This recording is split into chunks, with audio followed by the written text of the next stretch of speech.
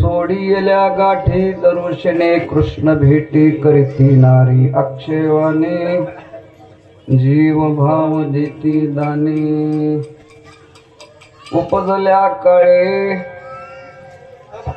उपजल्या काळे रूपे मोहिल्या सकळी करीती नारी अक्षयवाने जीव भाव देते दाने तुका तेथे वारी की अडोली दुसरी करीती नारी अक्षयवाने जीव भाव देती दाने देवादी देवा जगत्रयी देवा देवादी देवा जगत्रयी देवा जगत्रयी देवादी देवा जगत्रयी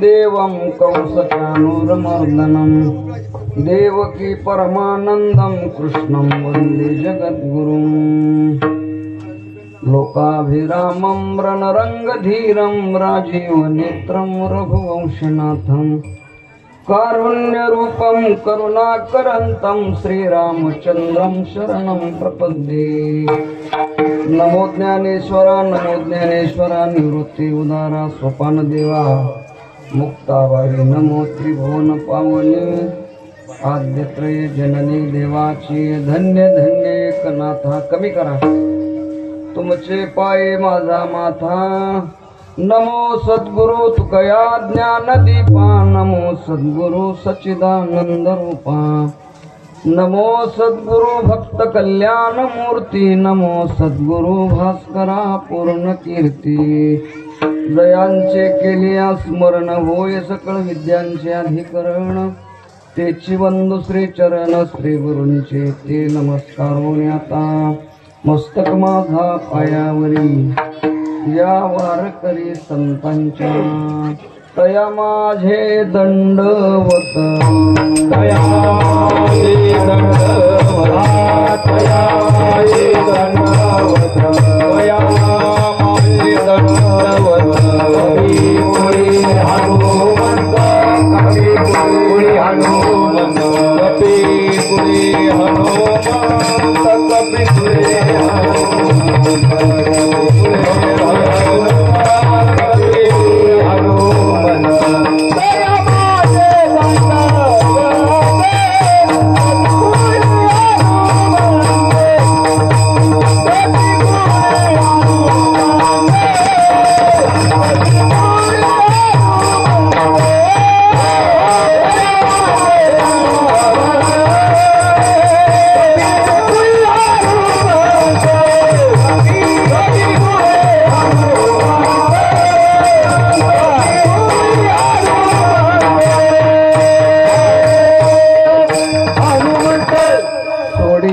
गाठी दरुशने कृष्ण भेटी करती नारी अक्षयवाणी जीव भाव देते दानी प्रस्तुत प्राप्त प्रसंगी महावैष्णव मारुतीरायांच्या पावन दरबारामध्ये सर्व वारकरी वैष्णव गुणीजन मंडळी माता भगिनी भाविक सज्जन सर्वांच्या आनंददायी उपस्थितीमध्ये संपन्न होत असलेल्या नामयज्ञामधील समारोपाची सेवा भगवंताच्या साधू संतांच्या चरणारविंदी समर्पित करण्यासाठी निवडलेला अभंग महान भगवत भक्त भगवत पूज्यपाद संत श्रेष्ठ श्री जगद्गुरु तुकोबाराय यांचा चार चरणाचा सुपरिचित असलेला हा गोड अभंग या अभंगाद्वारा जगद्गुरु तुकोबाराय भगवान श्रीकृष्ण परमात्मा गोकुळात प्रगट झाल्यानंतर बाल रूपामध्ये देवाने काय कार्य केलं त्याची मीमांसा करतात.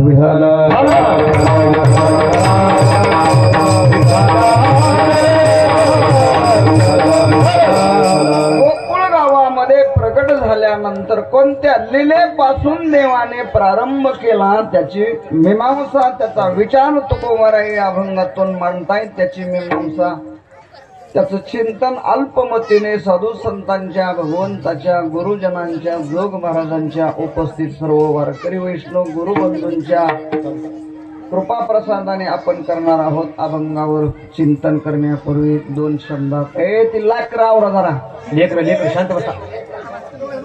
ज्यांची त्यांनी घ्यावर जवळ विठ्ठल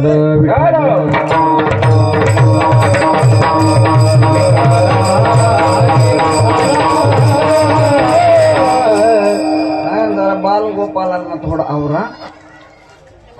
मंदिरात कोणाला थांबू देऊ नका. बारकी लेकर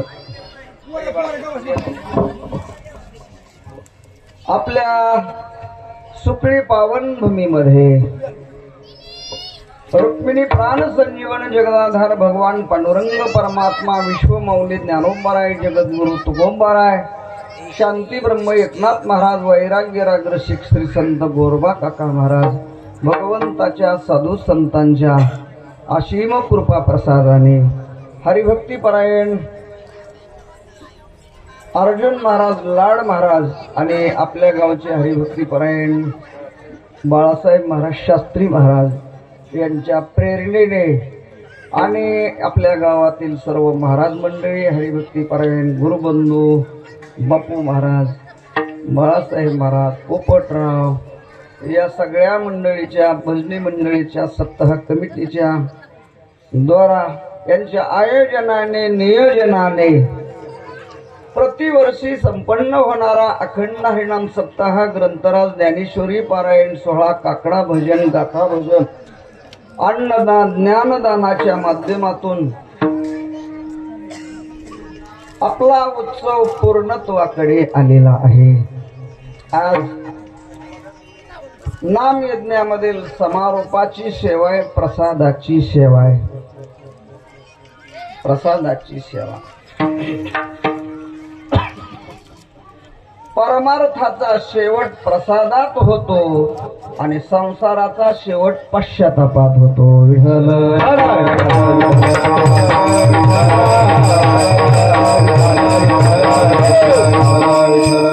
संसाराचा शेवट पश्चातापात होतो. किती बी मोठा संसारी माणूस असू द्या, त्याला शेवटी एकांतात बसून दार बंद करून म्हणावं लागतं, हे केलं नसतं तर बरं झालं असतं, शेती घेतली नसती तर बरं झालं असतं, घर बांधलं नसतं तर बरं झालं असतं, पोराला जन्म दिला नसता तर बरं झालं असतं.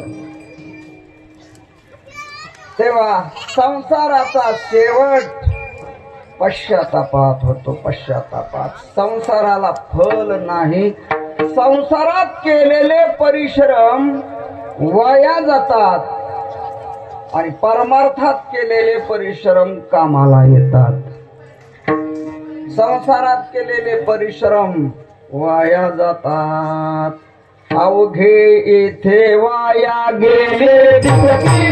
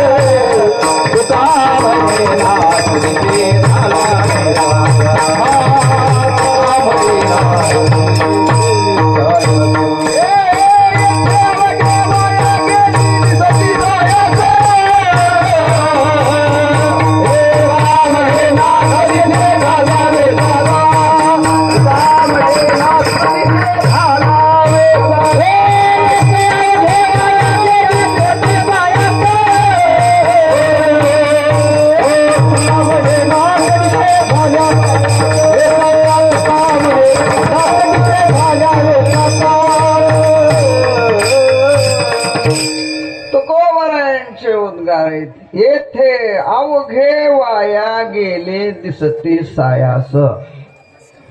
अवघे सायास वाया गेले दिसती हे संसाराचं फळ आहे.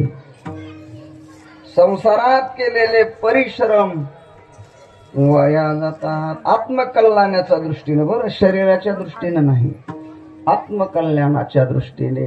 महाराज म्हणतात संसारात केलेले परिश्रम निरर्थक ठरतात. कारण यया फुलना तुरंबिता, काय फळना चुंबिता. संसार रूपी वृक्षाची मूळ वर आहेत आणि फांद्या खाली आहेत. ऊर्ध्वमूल मदशाख मश्वत्थं प्राहुरव्ययम् छंदांसी यस्य पर्णानि यस्तं वेद स वेदवित्. तेव्हा याच्या मुळ्यावर येतन फांद्या खाली. माऊली म्हणतात त्याला फुलच लागत नाही तर मग फळ कुठलं लागायचे. तोर आला तर आंबे येतील ना, फुलं मोहर आला तर फळ लागतील, फुलं लागली तर फळ लागेल. संसार रूपी वृक्षाला फळ लागत नाही. म्हणून संसाराचा शेवट पश्चातापात होतो. आणि परमार्थात केलेले परिश्रम, परमार्थात केलेले परिश्रम हो कामाला येतात. तुकोबरायांचंच प्रमाण आहे. तुका म्हणे श्रम केला अवघा आला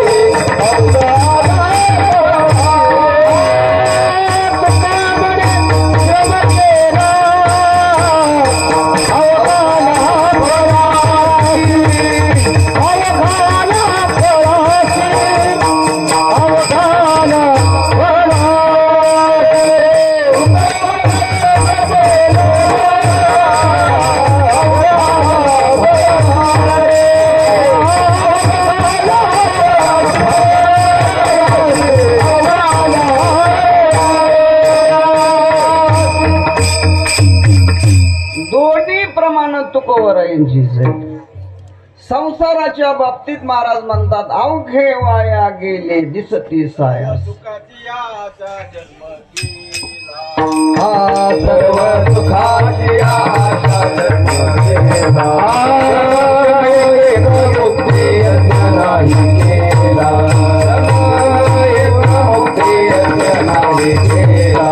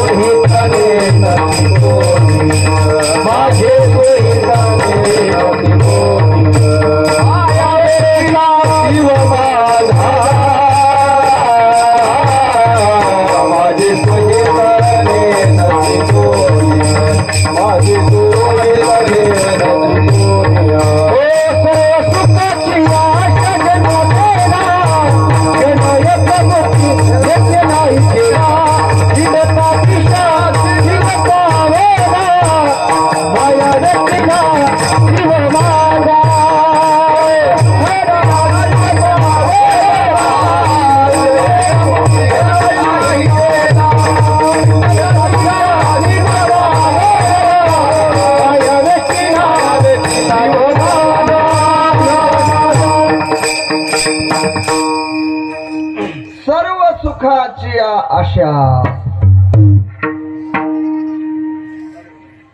तेव्हा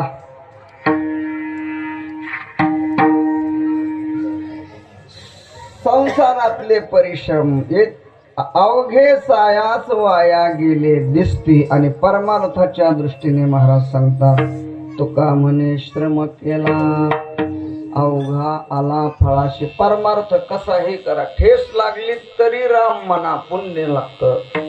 घसरून पडला राम म्हणला तरी पुण्य लागतं. झोपेत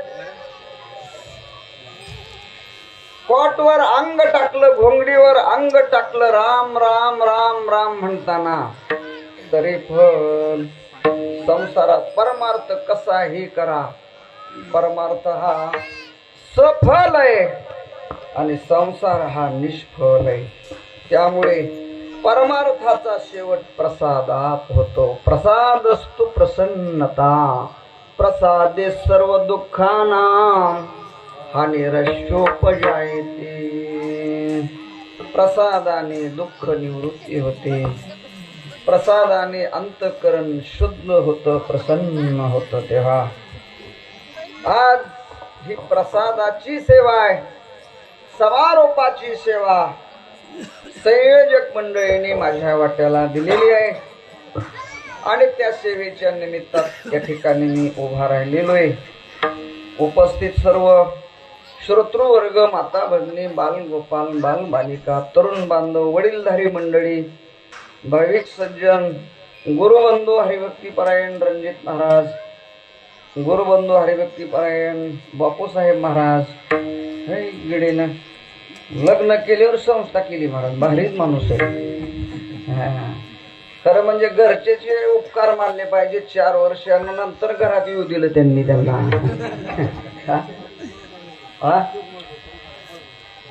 कसं म्हणजे होता माऊली होय. हा हा हा. पण तुम्ही लग्न नंतर झाले का? दमळ माझ्या अगोदर मी गेलतो म्हणले मी, पण अगोदर का अभ्यास झाला नाही. पुन्हा लग्न केल्यानंतर पट्टे सगळं सोडून गेला. म्हणजे मानलं पाहिजे की महाराज, आपल्याला महिन्याची वारी होय ना संसारी माणसांना, पण घडीनं लग्न केल्यानंतर पुन्हा 4 वर्ष काढलेत म्हणजे काय सोपं काम नाही ना.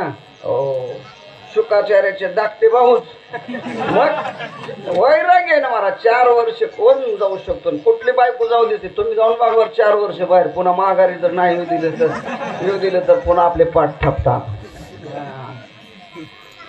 आमचे गुरुबंधू बापूसाहेब महाराज 7 दिवस ज्यांची उपस्थिती आहे अशा आपल्या परिसरातलं एक भजनाचं वैभव हरिभक्तीपरायण अशोक महाराज, आदरणीय आपल्याच गावचे पोपट महाराज आहेत, बाळासाहेब आहेत, आणि तरुण मंडळी. अरे वा, तरुण मंडळी 2-3 गाव उभं राहिले गाड्या आपल्या गावातले. आपल्या सप्त्याचं फल आहे हे, मस्त आहे. अशी 7-8 तरी पोरं उभं राहिली पाहिजेत पोपटराव आहेत ना, लय भारी. मग वा, चांगले चांगले. मग सुकळी गाव सुधारलं म्हणायचं. तरुण मंडळी इकडं आली की गाव सुधारलं म्हणायचं, सुधारलं. तेव्हा आपल्या गावातील सगळी तरुण मंडळी, आळंदी पंढरीचे निष्ठावान वारकरी, आदरणीय हरिभक्तीपरायण मुकुंद महाराज. वारकऱ्याला हप म्हणणं ही कमीच उपदवी महाराज. खरं तर वारकरी ही फार मोठी काय पदवी. सद्गुरु जोग महाराजांची सही होती, आळंदी पंढरीचा वारकरी नरहरी जोग. जोग महाराजांनी कधीच हप लावून घेतलं नाही माझा. आळंदी पंढरीचा वारकरी नरहरी जोग. जोग महाराजांची सही महाराज, जोग महाराजांची सही. वारकरी जगात मोठा आहे आणि आपल्या परिसरातले निष्ठावान वारकरी, वद्देवारी आळंदीची, शुद्धवारी पांडुरंगाची आणि अखंड नामचिंतनात त्यांचा काळ जातो असे आदरणीय आबा आलेले आहेत. गायनाचार्य सुधाकर महाराज आलेले आहेत, शिवाजी आप्पा आलेले आहेत, गिरी महाराज आहेत. हे नाही अजून कोण राहिला आता? आदरणीय डॉक्टर साहेब दर महिन्याला चालत जातात बघा. हे डॉक्टर साहेब आहे, मानलं पाहिजे डॉक्टर साहेबांना. हे अन्नामध्ये तुम्ही घाल चालत जाता. होय, तुम्हाला करायचं नाही, दुसऱ्याला करू द्यायचं नाही.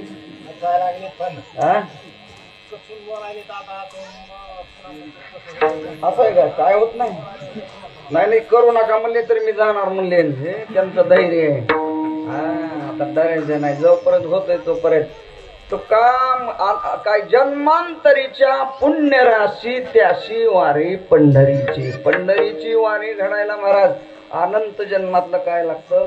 पुण्य लागतं. त्यातली त्यात पायी वारी घडायला अनंत जन्मातलं अगणित पुण्य लागतं. त्याला पायी वाऱ्या घडतात. तेव्हा अशी सगळी सेवा करणारे गुरुबंधू आदरणीय गोविंद महाराज, आदरणीय हरिभक्तीपायन भुजंग महाराज खोनलेकर महाराज आलेले आहेत.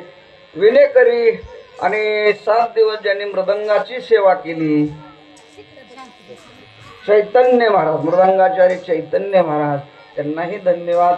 आपल्या गावातील सर्व माता भगिनी, माझ्या समोर बसलेली वडीलधारी मंडळी, 8 दिवसामध्ये ज्यांनी ज्यांनी सेवा केलेली, कोणी अन्नदान केलंय, कोणी नाश्ता दिलाय, कोणी चहा दिलाय, कोणी दूध दिलंय, कोणी मंडप झाडलाय, कोणी चटाया टाकल्यात, कोणी मंडपात सडा टाकून रांगोळ्या काढल्यात, कोणी पारायण केलंय, कोणी काकडा भजन केलंय, कोणी गाथा भजन केलंय, कोणी वाढायचं काम केलंय, कोणी काहीच न करता एकही पंगत सोडलेली नाही.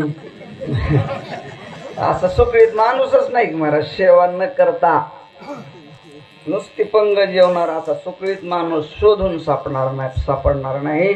सगळ्यांची सेवा आहे, सगळ्यांचं योगदान आहे, तरुण मंडळीचं योगदान आहे.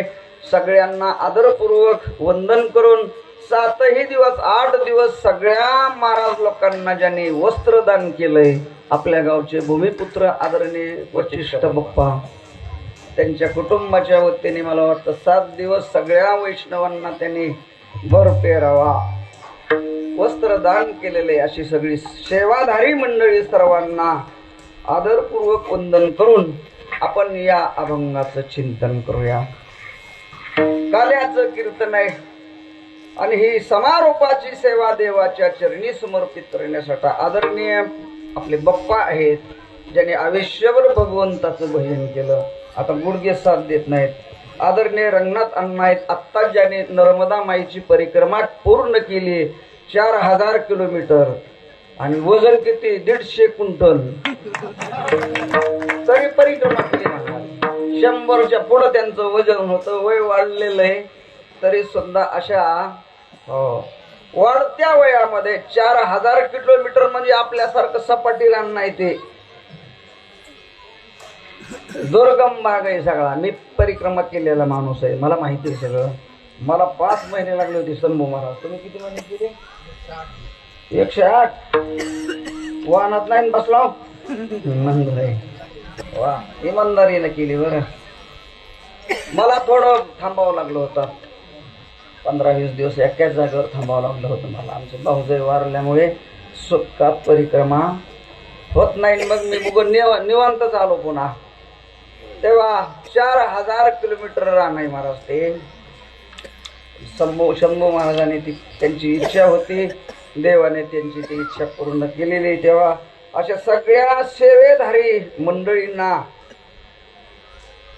वंदन करून आपण अभंगाचं चिंतन करू. तुकोबरा या अभंगामध्ये भगवान श्रीकृष्ण परमात्मा गोकुळ गावामध्ये प्रगट झाल्यानंतर, अगदी प्रगट झाल्या बालरूपामध्ये देवाने काय कार्य केलं त्याचा आढावा घेतायत, त्याचं चिंतन या अभंगातून मांडतायत.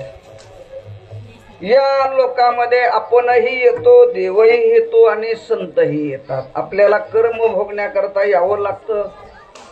संत महात्मे जगाचा उद्धार करण्याकरता येतात आणि भगवान परमात्मा भक्ता राखे पाया पाशी दुर्जनाशी संवारी. दुर्जनाचा संहार करण्याकरता, धर्माची संस्थापना करण्याकरता आणि साधूचं रक्षण करण्याकरता भगवान परमात्मा भूतलावर अवतीर्ण होतात. द्वापार युगामध्ये कंस उन्मत्त झाला होता महाराज. सत्ता हातात आली की माणसं माजल्याशिवाय राहतच नाही. हा नियतीचा खेळच आहे. कंस तर राक्षसच होता महाराज. त्याच्या हातात मथुरेचं राज्य आलं नव्हतं. त्यानं स्वतः आपल्या बापाला कारागृहामध्ये डांबून टाकलं आणि स्वतः राजा झाला. आणि मग मथुरेचा राजा तो झाल्यानंतर अधिकाराचा गैरवापर केला. राहिलेले यज्ञ, मोडिले कीर्तन, पळाले ब्राह्मण दैत्याभिने पळाले कीर्तनकार. दैत्या भेने पळाले, माळकरी दैत्या भेने पळाले, सगळीकडेच लावायचं. चांगलं काम करणारे सगळ्यांकडे लावायचे. कथा कीर्तन बंद केली, यज्ञ बंद केले, सत्ते बंद केले आणि पापाचे कारखाने उभे केले महाराज. आणि मग जगात सर्वात जड वस्तू कोणती आहे? जगात सर्वात जड वस्तू, अण्णा माझ्याकडे बघायचं, जगात सर्वात जड वस्तू कोणती? सर्वात जड वस्तू पण काहीच नाही. जड वस्तू जगामध्ये पाप आहे. पाप. धर्तरी मातेला मोठ्या मोठ्या पर्वताचं वजन होत नाही, वाढलेल्या लोकसंख्येचं वजन होत नाही. पृथ्वीपेक्षा मला वाटतं 5 पट पाणी जास्त आहे. पाण्याचं वजन होत नाही, मोठ्या मोठ्या झाडांचं वजन होत नाही. पण पाप वाढलं की ते धर्तरी मातेला सहन होत नाही. बुडविला धर्म, अधर्म झाला फार आणि सोसवेना भार. मग आता कंसाधिक राक्षसाने केलेला अधर्म त्या पापाचं धर्तरी मातेला ओझं झालं. ती ब्रह्मदेवाकडे गेली आणि सांगितलं मला पापाच्या भारातून मुक्त करा. कधी कधी थोडा असं अंग हलवते, ओझं झाल्यावर पृथ्वी काय करते? थोडं अंग हलवते. थोडं अंग हलवलं की भूमिकंप होतो महाराज. हे भूमिकंप म्हणजे काय? धर्तरी माता थोडं अंग हलवते. थोडं अंग हलवलं तर सगळ्या जगाचे दाना दिन उठते महाराज. पृथ्वीने जर ठरवलं जग बुडवायचं तर एका मिनिटात सगळ्यांना गाडून टाकू शकते महाराज. पृथ्वी एका मिनिटात सगळं जग मातीमध्ये गाडू शकते, एवढी ताकद आहे पृथ्वीमध्ये. पृथ्वी, आप, तेज, वायू आणि आकाश यांची नावं काय? त्यांना उपमा दिली भूताची.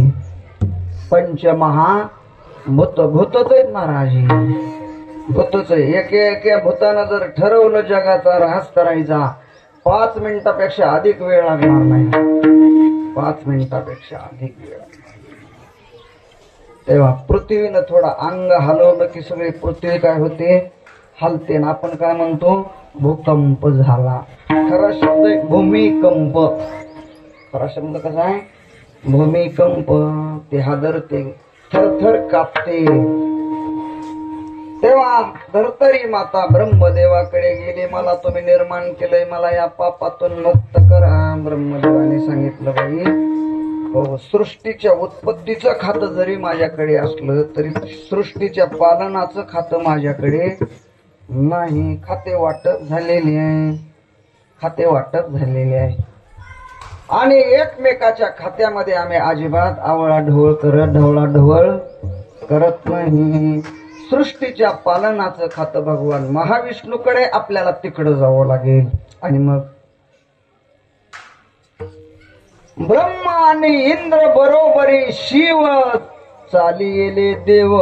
क्षीराब्दिशे धर्तरी माता, ब्रह्मदेव, इंद्र, भगवान शंकर, ऋषीमुनी, संत महात्मे क्षीरसागरामध्ये देवाकडे गेलेले आहेत.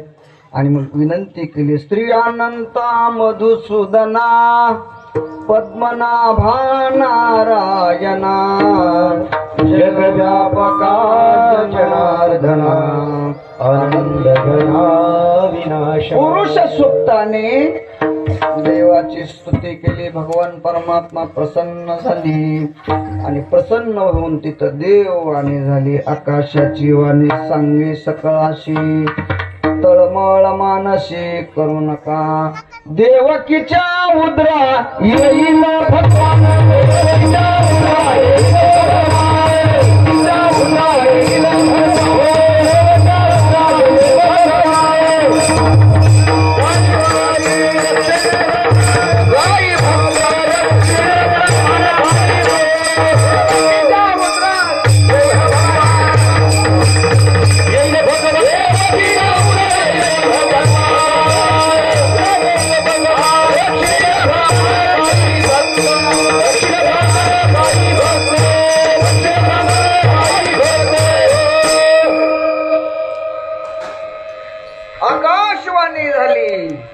आणि आकाशवाणीनं सांगितलं काळजी करू नका, तळमळ मानसी करू नका, आता तुम्ही काही चिंताच करू नका, कारण देवकीच्या उदरा येईल भगवान. भगवान परमात्मा वसुदेव देवकीच्या माध्यमातून भूतलावर प्रगट होतील आणि रक्षेल ब्राह्मण गायी भक्त भक्तांचं, गायीचं तो रक्षण करेल आणि दुर्जनाचा संहार करेल अशी देववाणी झाली.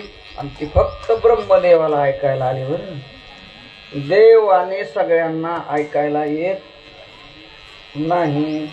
देववाणी ऐकण्याकरता अधिकार असावा लागतो. ब्रह्मदेवाला ती ऐकायला आणि ती देववाणी ब्रह्मदेवाने सगळ्यांना सांगितले. भगवान परमात्मा काही कालातच आता भूतलावर अवतीर्ण होत आहेत आणि पृथ्वीला पापाच्या भारातून मुक्त करून भगवत भक्ताचं गायीचं रक्षण करतील आणि दुर्जनाचा संहार करतील. सगळ्यांना आनंद झालेला आहे. आपापल्या घरी गेलेले. गेल्यानंतर देवाने सगळं नियोजन केलं. वसुदेव देवकीचं लग्न जमवलं. हो, मथुरेमध्ये कंसाचा भाऊ उग्रशय, आपलं हे उग्रशनाचा भाऊ देवक, उग्रशनाचा भाऊ देवक, त्याची मुलगी उपवर झालेली, तिचं नाव देवकी. आणि ती देवकी वसुदेवाला देण्यात आली. वसुदेव देवकीचा विवाह झाला आणि त्यांना वाट लावण्याकरता सगळं गाव बाहेर पडलेले. मथुरा नगरी सगळी लोटलेली आहे. कंस त्या रथाचं सारथ्य पण करण्याकरता बसलेला आहे. कंस देवकीचा सक्का भाऊ का चुलत? चुलत भाऊ. कंस देवकीचा चुलत भाऊ. आणि मग वाट लावण्याकरता ड्रायव्हर झाला. कशावरचा? रथावरचा. रथ चालू लागला. रथ सगळे बोळवण करण्याकरता आलेले आहेत आणि कंस रथ हाकू लागलेला आहे. रथ थोडासा पुढे गेला आणि मग आकाशवाणी झाली. तिथं आकाशाची वाणी सांगत असे, कंसा मानी हा भरवसा बोलण्याचा, आठवाईचा पुत्र वधील तुझशी, ऐकोनी मानसी क्रोधावला. आकाशवाणीने सांगितलं, कंस्या जिची बोळवण करतोय तिच्याच पोटी आठवा तुझा काळ जन्माला येणार आहे आणि तुझ्या नरड्याचा व्रत घेणार आहे. असं वाक्य ऐकल्याबरोबर क्रोध आला महाराज. आणि क्रोध आल्यानंतर त्यानं केलं काय? घेऊन या खड्ग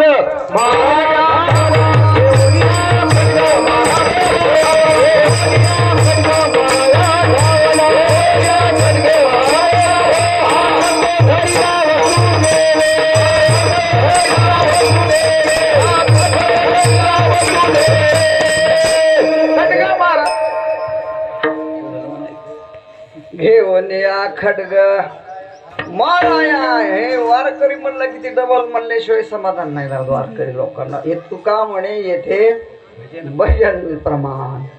घेऊन या खड्ग मारा. तलवारच काढली महाराज. यानं विचार केला की हे ज्या पोटी आपल्याला मारणारा शत्रू जन्माला येतो, हिचं मुंडकं तोडायचं आणि हिलाच मारायचं. हिला मारल्यानंतर पुन्हा आपल्याला मारणारा शत्रू जन्माला यायचं कारणच नाही. आणि मग त्याने तलवार घेतली महाराज आणि वर नेली. मुंडक्यावर पडणार तेवढ्यामध्ये वसुदेवाने तिचा काय धरला? त्याचा हात धरला आणि सांगितलं, दाजी तुमची बहीण आहे. येडायच काय बेटा तू? तुझं नाव ऐकल्यानंतर इंद्र हादरतो स्वर्गातला. तुझ्या शौर्याची कीर्ती जगभर पसरलेली त्रैलोक्यामध्ये. आणि तो एका बहिणीवर, तुझ्या बहिणीवर शस्त्र उचलतोय. काय म्हणावं तुला? कंसाने सांगितलं, बहीण असो नाहीतर कुणी असो, तिच्यापासून मला धोका आहे. मी तिला जिवंत ठेवणार नाही. तिच्या अपत्यापासून मला काय धोका आहे? नंद त्या वसुदेवाने सांगितलं, तिच्यापासून धोका आहे का तिच्या अपत्यापासून धोका आहे? कंसाने सांगितलं, तिच्या अपत्यापासून धोका आहे. वसुदेवाने डोकं चालवलं आणि सांगितलं, आम्हाला झालेलं आपत्ती आम्ही तुला काय करू, आणून देऊ. मग काय चिंता नाही ना. झाल्या झाल्या जन्माला आलेलं नूतन बाळ आम्ही तुझ्याकडे आणून देऊ. या तत्वावर कंसाने त्यांना सोडलं. पण हे नवरा नवरीची वरात महालात जाण्याची ऐवजी कंसाने कुठे नेली, कारागृहामध्ये डांबून टाकलं. हातापायामध्ये बेड्या ठोकल्या, कारागृहाचे दरवाजे लावून घेतले आणि बाहेर रक्षपाळांना राखून ठेवला, हातात तलवारी देऊन. माशी सुद्धा मध्ये गेली नाही पाहिजे. गंधवाला असो माळकरी असो कोणी सुद्धा मध्ये सोडायचा खबरदार, कोणी सोडायचा नाही मध्ये. आणि मग बंदिस्त केली महाराज. यथा काल दिवस गेल्यानंतर वसुदेव देवकीला पहिलं बाळ झालं. कंसाने मारून टाकलं, दुसरं झालं मारून टाकलं, तिसरं झालं. अशी किती 6 ही मारीत दुराचारी 6 लेकरं मारली कंसाने वसुदेव देवकीची. 7वा जो गर्भ योग माया आश्चर्य करीत म्हणा माझी. 7वा गर्भ मायेनं वसुदेवाच्या आतमध्ये आपलं देवकीच्या पोटातून काढला. आणि वसुदेवाचं दुसरं कुटुंब रोहिणी गोकुळामध्ये तिच्या उदरामध्ये नेऊन ठेवला. 8व्यांदा भगवान परमात्मा श्रावण वद्य अष्टमी वार बुधवार रात्री 12 वाजता भगवान श्रीकृष्ण परमात्मा चंद्रवंशामध्ये रात्री 12 वाजता मथुरेच्या कारागृहामध्ये प्रगट झाले. प्रगट झाल्यानंतर परब्रह्म परमात्मा प्रगट झाल्यानंतर त्या देवाच्या तेजाने सगळा मथुरेचा कारागृह असा लखलखी झालेला आहे. वसुदेव देवकी नुसती जगाकडे पाहतच होती महाराज, नुसती पाहतच होती. पाहिलिया वेध लावी नुसती पाहतच होती. त्यांची पापणी खाली पडतच नव्हती. एवढा तो काय होता, सुंदर होता, सुंदर दैदिप्यमान होता, तेजस्वी होता. आणि मग ते दैदिप्यमान बाळ पाहिल्यानंतर देवकी माता म्हणू लागल्या, स्वामी एवढं तरी पोरग आपलं काय झालं पाहिजे, जगलं पाहिजे, नाही तर आपण कोणाकडे पाहून जगायचंय, कमी करा.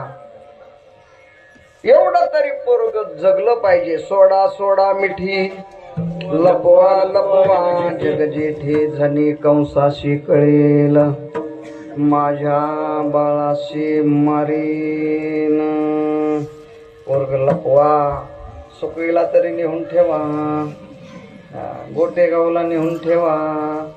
गोटेगाव झाल्यानंतर गांजेला नेऊन ठेवा. ती मांजर जशी जागा बदली ना पिल्यांची, तसं तुम्ही याचं काहीतरी रक्षण करा, याला कुठंतरी लपवा. आता कसं लपवणार बरं? पायामध्ये बेड्या ठोकलेले होते त्याच्या वसुदेवाच्या. कारागृहाचे दरवाजे बंद केलेले होते, कुलप लावलेले, बाहेर रक्षपाळ तलवारी घेऊन उभा. आणि देवकी माता म्हणतात ह्याला लपवा लपवा जग जेठी, जग जेठीला लपवा. महाराज जग जेठी म्हणण्यामध्येच त्याला लपवता येत नाही अशी सिद्ध होतं. जग जेठी शब्दाचा अर्थ त्रैलोक्याचा मालक. त्रैलोक्याचा मालक नाही, तो त्रैलोक्यामध्ये व्यापून आणखीन उरलाय. विठ्ठल विस्तारल्या जिनी सप्तही पाताळे भरोने, विठ्ठल व्यापक त्रिभुवनी, एवढा मोठा तो परमात्मा आहे. आणि देवकी माता म्हणतात त्याला लपवा, त्याला लपवा. वसुदेव विचार करतात कसं लपवा. वसुदेवाला चिंता पडलेले. नकळता तया सांगितला, नकळता तया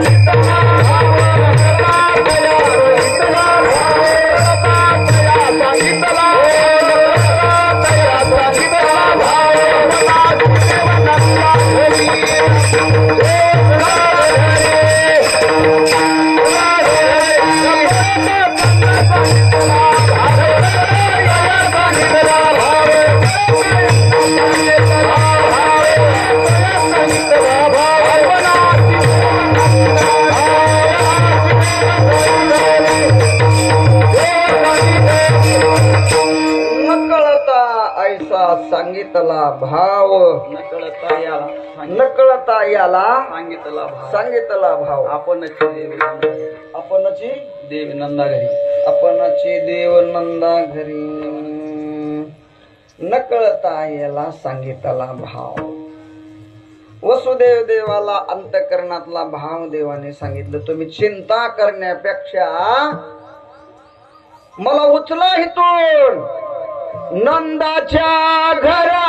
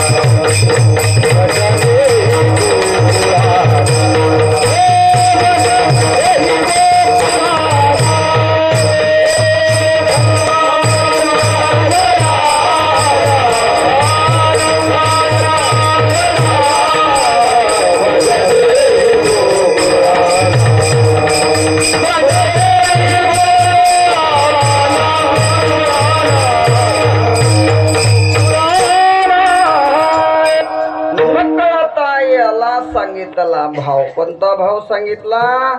नंदाच्या घराला मजने ही गोकुळाला मला इथं ठेवू नका. आणि मग देवाने संकेत केल्यानंतर वसुदेवाने टोपली घेतलेली आहे, त्याच्यामध्ये परब्रह्म श्रीकृष्ण या बाळाला झोपवलेलं आहे. आणि ती पाटी डोक्यावर घेतली. तर पाटी डोक्यावर घेतल्यानंतर आपोआप बेड्या तुटल्या, शृंखळा बंधाच्या आरगळा कुलपे कोंडी देवाला उचलल्या बरोबर बेड्या तुटून पडल्या, दरवाजाच्या आगळा माग सरल्या, कुलप आपोआप